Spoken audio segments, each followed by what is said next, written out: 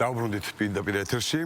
კეთი მარტში მსოფლიო გაფანტული სკლეროზის თვეს აღნიშნავს, რომლის მიზანიც ამ დაავადების შესახებ ცხადია ცნობიერების ამაღლებაა. ეს ქრონიკული ავტოიმუნური დაავადებაა, რომელიც ეტაპობრივად ცენტრალური ნერვულ სისტემას აზიანებს. ის შეიძლება შეხვდეს როგორც შედარებით ახალგაზრდა, ასევე მოზრდილ ასაკში. დღესდღეობით საქართველოში 2020 წლიდან მოქმედებს გაფანტული სკლეროზის სამკურნალო მედიკამენტებისა და კვლევების დაფინანსების პროგრამა, რომელიც 2025 წლიდან პაციენტებისთვის ქვეყნის ყველა რეგიონში ხელმისაწვდომია. აქ ამ პროცესში აქტიურად იყო ჩართული ნევროლოგი თეა მაისურაძე, რომელიც დღეს ჩვენი სტუმარია. მოგესალმებით, ქალბატონო თეა. და გითხარით, როგორ შეიძლება დროულად მოგვიყვება, როგორ შეიძლება დროულად დავიწყოთ იქიდან საერთოდ რა დაავადება გაფანტული სკლეროზი, როგორი დაავადება, რას უნდა მივაქციოთ ყურადღება და როგორ უნდა ამოვიცნოთ საერთოდ ის პირველი ნიშნები. პირველ რიგში დიდი მადლობა მოწვევისთვის ამ საინტერესო თემაზე სალაპარაკოთ. გაფანტული სკლეროზი არის ცენტრალური ნერვული სისტემის აუტოიმუნური დაავადება. ანუ თავისა და ზურგის ტვინის აუტოიმუნური დაავადება, რომელიც უხშირესად აზიანებს 18-დან 40 წლის ასაკის, ანუ ჯანღონით სავსე ქმედით უნარიან ახალგაზრდობას. ძალიან იშვიათად არის უფრო ადრე, ან უფრო გვიან ასაკში მისი დიაგნოსტირება.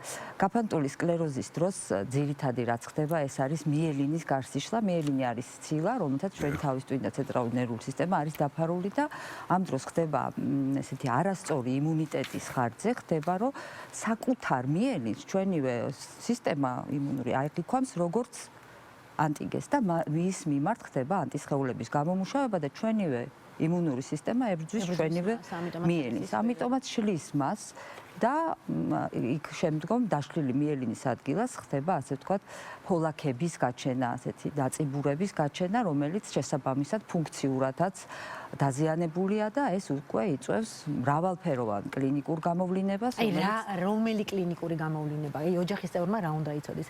რის მიხედვით უნდა მიხვდეს, რომ ეჭვი აიღოს სწორედ ამ დაავადებაზე? კი ბატონო, უხშირესად მაინც პირველი არის ხოლმე ძალიან ხშირად ესეთი მხედველობის დაქვეითება. აი უეცარი მხედველობის დაქვეითება, დაკარგვა, შეიძლება სიბრმავემდეც მივიდეს. შეიძლება ამას თანდართული იყოს სისუსტე ხელში, ფეხში, ან დაბუჟება, ამ გრძნობელობის დარღვევა. ძალიან ხშირად არის ხოლმე თაბრუსხვევები. ასევე მრავალფეროვნება ამ კლინიკური სურათის გამომდინარეობს ზუსტად იქიდან, რომ იგი მრავალკეროვანი დაზიანება თავისა და ზურგის ტვინის, ამიტომ კლინიკური გამოვლინება ძალიან მრავალფეროვანია და ყველანაირი ესეთი დეფიციტი, რომელიც საკმაოდ მკვეთრად აღქმადი არის თვითონ პაციენტისთვისაც, რასაკვირველია, იმსახურებს იმას, რომ უნდა მიმართოს ექიმს აუცილებლად. ეხლა დღევანდელ რეალობაში ამ დაავადების დიაგნოსტირება არ არის რთული, არის ვიზიტის შემდეგ დგება კვლევის ჯერი, კვლევა არის მაგნიტორეზონანსული ტომოგრაფია, რომლის მიხედვითაც ხდება დაავადების დადგენა. ანუ ამ დროს ფასდება თვითონ თავის ტვინის მდგომარეობა, იქ ხდება შეფასება თუ არის თუ არა დემილიზაციური პროცესი, სხვათა შორის ასევე დგინდება რომელი ეს პირველადი არის და უშუალოდ თუ ეს არის მეორადი დაზიანება, რომელიც შეიძლება კლინიკურად აქამდე მუნჯად იყო გამოვლენილი, იმიტომ რომ სრულად არ არის ჩვენი თავის ტვინი და ზურგის ტვინი ფუნქციურად კლინიკურ გამოვლენაში შეიძლება იყოს დაზიანება, მაგრამ კლინიკურად გამოვლენა არ იყოს, იმიტომ რომ ფუნქციურად ის უჯრედები არ დაზიანდა, რომელიც ამა თუ იმ მოქმედებას უზრუნველყოფს. ახლა აქედან გამომდინარე, მაგნიტორეზონანსული ტომოგრაფია არის ესეთი ქვეკუთხედი კლინიკასთან ერთად და დგება კლინიკური დიაგნოზი. ეს მთელ საქართველოში ხდება, ხო? შესაძლებელია ეს? არის ამისი საშუალება, რაც ძალიან მნიშვნელოვანი არის. 2020 წლიდან მუშაობს პროგრამა, რომელიც ფინანსდება პირველად იყო მერიის დაფინანსებით, იყო ბათუმის მუნიციპალიტეტის დაფინანსება და თბილისის მერიის დაფინანსება. იყო მხოლოდ ვისაუბროთ ამ პროგრამაზე, რას აფინანსებდა? რას აფინანსებდა? თავიდან აფინანსებდა მკურნალობას. ხა რაც შეეხება, მაინც უფრო ცოტა უფრო ცლად მოვყვები მკურნალობაზე, რომ საინტერესო და გასაგებიც იყოს, რას საუბრობთ. ანუ მკურნალობა ამ დაავადების არის გვაქვს ეს ორ ეტაპად. ეს არის მწვავე პერიოდის მკურნალობა და ეს არის უკვე პრევენციული მკურნალობა. მკურნალობა. მწვავე პერიოდის მკურნალობა, მთელ მსოფლიოში ეს გაიდლაინად არის მიღებული, ეს არის მაღალი დოზით მეთილპრედნიზოლონის ინტრავენური ინექცია კურსის მიხედვით 3 ან 5 გადასხმა და შემდგომი ეტაპი ეს არის პრევენციული თერაპია, რომელიც ეფუძნება იმუნომოდულაციურ თერაპიას, ანუ ეს არის იმუნოსუპრესია, იმუნომოდულაცია. აი ეს მეორე ტიპის პრევენციული თერაპია საკმაოდ ძვირ პრეპარატებზე არის საუბარი. პირველი რაც იყო ეს არის ბეტა-ინტერფერონი, რომელიც ამას შემდეგ მოყვა ბევრი პრეპარატის გაჩენა მსოფლიოში, თუმცა ამ მხრივ საქართველოში იყო რეალური პრობლემა. რეალური პრობლემა იყო იმიტომ, რომ გარკვეულ პერიოდში ხდებოდა დაავადების ზუსტი დიაგნოსტირება თავისი ყველა კრიტერიუმებით, საერთაშორისო კრიტერიუმებით, ხდებოდა მწვავე პერიოდის ადეკვატური ასევე მკურნალობა, ასევე საერთაშორისო გაიდლაინებით, მაგრამ არ ვიცოდით რა გვექნათ შემდგომ. შემდგომ ეს იყო ძალიან დიდი ხარჯი, როგორც ოჯახისთვის, ასევე იმდროინდელი ჩვენი ქვეყნისთვისაც. და 2020 წელს გაჩნდა პირველი შესაძლებლობა, რომ საქართველოში, ანუ კერძოდ თბილისში და ბათუმში მომხდარიყო ამ პაციენტების უკვე პრევენციული მკურნალობა, რაც ძალიან მნიშვნელოვანი არის, ძალიან მნიშვნელოვანია, ვინაიდანაც პრევენციული მკურნალობა და იმუნომოდულაცია გულისხმობს იმას, რომ დაავადება აღარ გამწვავდეს, დაავადება აღარ პროგრესირდეს. შესაბამისად, ადამიანი იყოს ნაკლებად მოწყვლადი სტრესული ფაქტორების ფონზე, თუნდაც სხვადასხვა ინფექციის ფონზე ამ დაავადების გამწვავებისა და ინვალიდიზაციის განვითარების. პირველი ჯგუფში იყო ის, რომ ფინანსდებოდა მხოლოდ მედიკამენტი, ეს მედიკამენტები იყო ოკრილიზუმაბი, ეს არის ჰოფმან-ლა-როშეს პროდუქტი, რომელიც არის მონოკლონური ანტისხეული და მეორე პრეპარატი ეს არის გილენია, რომელიც ასევე არის ნოვარტისის პროდუქტი, რომელიც ასევე არის იმუნოსუპრესორი და ორივე ეს პრეპარატი ფინანსდებოდა. უკვე შემდგომ 2022 წელს პროგრამაში ჩაერთო პაციენტების ასევე დიაგნოსტირება, რომელიც ასევე საკმაოდ პრეპარატთან შედარებით არ არის იმდენად ძვირი, მაგრამ საკმაოდ ხარჯიანია, ანუ ხდებოდა თავისა და ზურგის ტვინის MRT კვლევის დაფინანსებაც. და უკვე 2025 წლიდან ეს პროგრამა სრულიად ფარავს მთელ საქართველოს, რაც ნამდვილად ძალიან დიდი საჩუქარი არის ჩვენი ქვეყნისთვის, საჩუქარი როგორ აუცილებლობა არის, რაც ჩვენ უკვე მივიღეთ და ეს ძალიან მნიშვნელოვანია. ვინაიდან დაავადება უკვე აღნიშნე, რომ არის ქრონიკული, არის მოპროგრესირე დაავადება და იგი მუდმივად საჭიროებს მკურნალობას. მომართვიანობა რამდენად მაღალია ქობუდონათეში? მომართვიანობა საკმაოდ მაღალია. იგი შედის იშვიათი დაავადებების ნუსხაში, მაგრამ ბოლო პერიოდში ვინ უფრო არის, ასე ვთქვათ, ვინ უფრო მარტივად დაავადება, ქალები თუ მამაკაცები? სამწუხაროდ ქალებში უფრო ხშირი არის, ასეთი 3 ერთთან შეფარდებით. და დაფინანსებისთვის ვის მიმართავთ თან? პროგრამაში ჩართვა როგორ? პროგრამაში ჩართვისთვის არის მერიის პროგრამა და პირდაპირ ფორმა 100-ით პაციენტი მიმართავს უკვე მერიას და ხდება დაფინანსება, ძალიან სწრაფად ხდება ეს ანესე და აგრეთვე საყოველთაო ჯანდაცვის სექტორი, რომელიც ასევე ძალიან სწრაფად რეაგირებს და ფორმაციის წარდგენის შემდეგ პაციენტი უკვე მალევე იწყებს მკურნალობას, რაც ძალიან მნიშვნელოვანია. დიახ. და კიდევ ერთი ასეთი კითხვა, აი თქვათ, გცნობიერების ამაღლება როგორ ხდება, რა უნდა ვიცოდეთ ჩვენ რიგითმა და მსოფლიოს გზავნილი როგორია წლევანდელი ამ დაავადებასთან მიმართებაში? ეხლავე აი შევეცდები უფრო ესე პოზიტიურად განვაწყოთ. ანუ რასაკვირველია, დაავადება უკვე ცუდია, როცა ადამიანი ავატარი და მით უმეტეს ახალგაზრდა ადამიანებზეა საუბარი.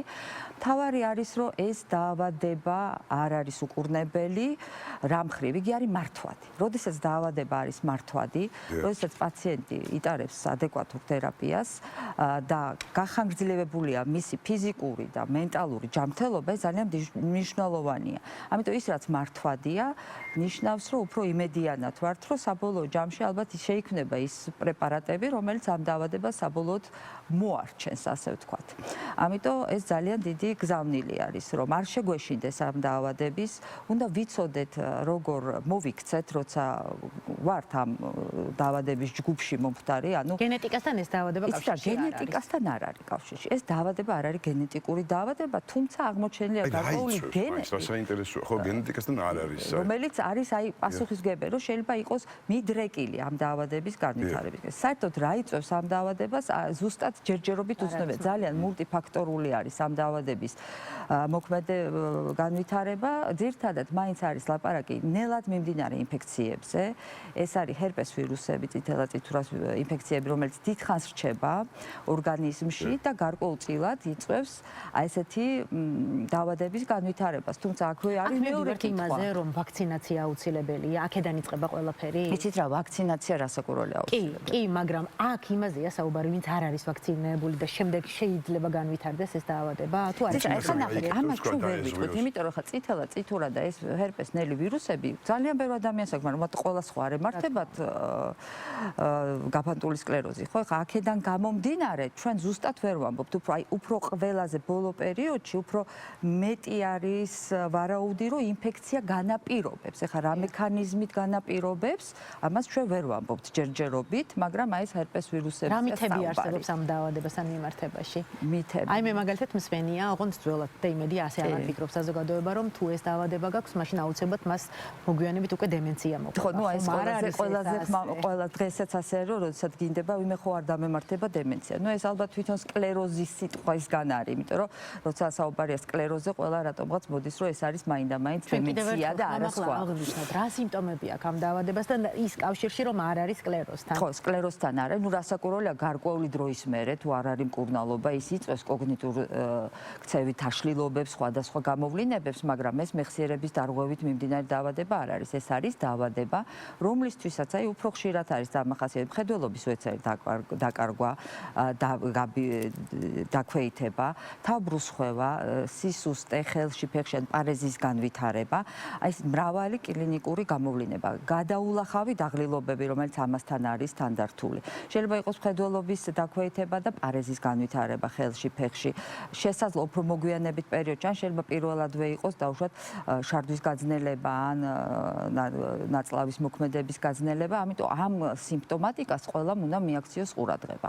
ამიტომ როდესაც ვატყობთ, რომ დაგვეხვა თავბრუ, მაგრამ გავიდა გარკვეული პერიოდი და ეს არ გაიარა, ამიტომ მივიდეთ აუცილებლად ექიმთან და ნუ როდესაც ხდება მხედველობის დარღვევა, ამ დროს სხვათა შორის ძალიან სწრაფია მიმომართვიანობა, იმიტომ რომ პაციენტი მიდის აუცილებლად ოფთალმოლოგთან და შემდგომ უკვე ოფთალმოლოგი გვიგზავნის ნევროლოგებს, რომ გავერკვეთ რა დაავადებასთან გვაქვს კავშირი. ანუ ეს ის დაავადება, რომელიც მაინც ჩუმად მიმდინარეობს, იმიტომ რომ თქვენ ძალიან ადრეული ასაკები და გითხარით, აი 18 წლის ასაკში იწყება, ხო ასე. მაგრამ მე ვიცნობ ადამიანებს, რომლებიან გამოულინდა და ეს რას ნიშნავს, რომ ერთ მაგალითს მოგიყვებით დავუშვათ, რამდენიმე პაციენტი მყავს, აი ბოლო 1 წლის მანძილზე. ერთ-ერთი ქალბატონი არის 38 წლის, მეორე არის 53 წლის, როდესაც აი ამ ასაკში პირველად მოხდა დაავადების დიაგნოსტირება. კლინიკურად გამოვლინდა, ანუ კლინიკურად რო გამოვლინდა ადამიანს, რომ ფეხი დაუსუსტდა, დაუშვათ თავბრუ დაეხო, იმიტომ მოვიდა ჩემთან, ხო? როდესაც ჩვენ გადავიღეთ თავის ტვინის MRT ტომოგრაფია, ან მაგნიტურეზონანსული ტომოგრაფია კონტრასტული გაძლიერებით, რაც რას გვაძლევს კონტრასტი, აკეთებს აი მწვავე კერაში ჩართვას და ზუსტად გვეუბნება რომელი ხნის არის ეს დაზიანებები. აღმოჩნდა, რომ მათ თავის ტვინის მრავლობითი დაზიანება უკვე აქვთ. ანუ ეს დაავადება მიმდინარეობდა გარკვეული წლების მანძილზე, ხდებოდა დემიელიზაციის განვითარება, ანუ თავის ტვინის და ზურგის ტვინის დაზიანება, მაგრამ ის არ იყო კლინიკურად გამოვლენილი. ანუ გარკვეული პერიოდი მიდიოდა არა, რასაკვირველია. ეს ნუ თავის მხრივ ეს უკვე მიუთითებს, რომ ის კეთილსაიმედოდ მიმდინარეობს, ხო? როდესაც ამდენი ხნის მანძილზე 40 წლის ასაკში პირველი სიმპტომი, ეს ნიშნავს, რომ ის კეთილსაიმედოდ მიმდინარეობს. ხო, შორის მიმდინარეობა სხვადასხვა აქვს ამ დაავადებას, ხო? არის ასეთი პირველი ეს არის რეციდიული რემისიული მიმდინარეობის, ანუ დაავადება გამწვავდა, მოხდა დემიელიზაცია, მოხდა კლინიკური გამოვლენა, ან არ მოხდა კლინიკური გამოვლენა და გარკვეული პერიოდის მერე ისევ მოხდება რემიელინიზაცია. ანუ ეს მიელინის გარსი ისევ ნაწილობრივ აღდგება, არასრულ ფასოვნად და არაბოვნად, მაგრამ ნაწილობრივ ხდება აღდგენა ხოლმე.